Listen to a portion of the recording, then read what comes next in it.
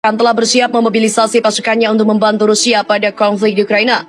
Hal itu diungkapkan oleh sumber dari Provinsi Pyongyang Utara pada Minggu.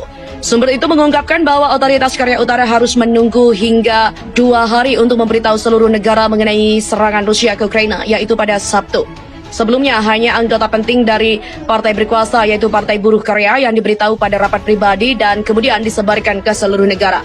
Kemarin, setiap komite partai regional di provinsi juga telah memberitahu semua anggota partai bahwa sekutu kuat kita, Rusia, sedang berperang. Demikian ujarnya.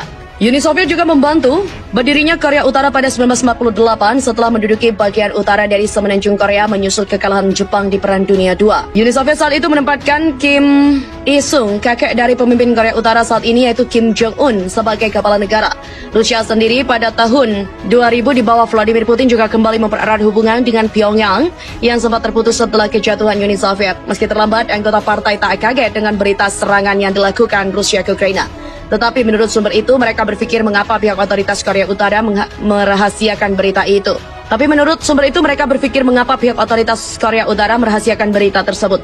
Anggota partai tentu sudah tahu mengenai berita itu dari kenalan mereka di Cina bahwa perang telah dimulai. Tapi mereka lebih tertarik apa sebab Rusia menginvasi Ukraina. Sumber kedua mengamini informasi bahwa Korea Utara diyakini berusaha ikut perang untuk membantu Rusia.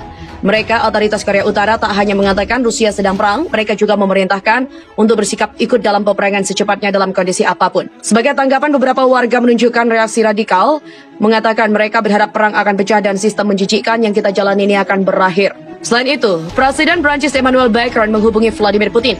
Adapun inti dari pembicaraan 90 menit itu, Presiden Rusia kekeh ingin melanjutkan operasi militer di Ukraina. Hal itu terungkap dalam pembicaraan melalui telepon selama 90 menit yang diprakarsai oleh Putin. Demikian kata sumber Istana Elis kepada wartawan pada briefing pada hari Kamis. Pernyataan Kremlin yang dilaporkan kantor berita negara Rusia RIA Novosti pada Kamis menyatakan Presiden Rusia Vladimir Putin dalam panggilan telepon dengan Macron juga menekankan upaya Ukraina membuat perundingan bertele-tele hanya akan memunculkan tuntutan baru dari Moskow. Istana Elis juga menyebut pembicaraan kedua pemimpin termasuk sulit. Putin menuduh Ukraina melakukan sabotase selama 7 tahun perjanjian Ming, sebuah proses perdamaian yang disudahi Rusia dengan mengakui kemerdekaan dua republik separatis di timur Ukraina, Donetsk dan Luhansk. Putin juga menguraikan secara rinci pendekatan dan kondisi mendasar negosiasi dengan Kiev. Putin menegaskan yang utama adalah demilitarisasi dan status netral Ukraina, sehingga ancaman terhadap Federasi Rusia tak akan pernah muncul dari wilayah itu. Percakapan ini sayangnya hanya mendengarkan Presiden Putin akan terus melanjutkan intervensi militer sampai selesai. Istana Elis juga menambahkan panggilan itu memungkinkan Presiden Republik Prancis untuk kembali menyuarakan ketidaksepakatan yang kita miliki dengan Rusia, mendesak alternatif diplomatik untuk operasi militer, untuk mengatakan yang sebenarnya kepada Presiden Putin tentang bagaimana kita Prancis melihat perang di Ukraina, tetapi juga konsekuensinya bagi Rusia dalam jangka panjang. Kedua belah pihak juga sepakat untuk menjaga pintu dialog dengan terbuka, menurut pihak Rusia dan Prancis. Dalam pembicaraan telepon itu, Putin juga membantah telah membombardir Kiev. Ia sekaligus memperingatkan bahwa situasinya akan memburuk, tetapi menimpakan kesalahan itu pada Ukraina. Sebagai tanggapan, Macron memperingatkan Putin ia membuat kesalahan besar, menurut sumber itu. Macron menegaskan kembali tuntutan Moskow untuk menetralkan dan melucuti senjata Ukraina tidak dapat diterima dan tanggung jawab konflik ini sepenuhnya berada di pundak Putin.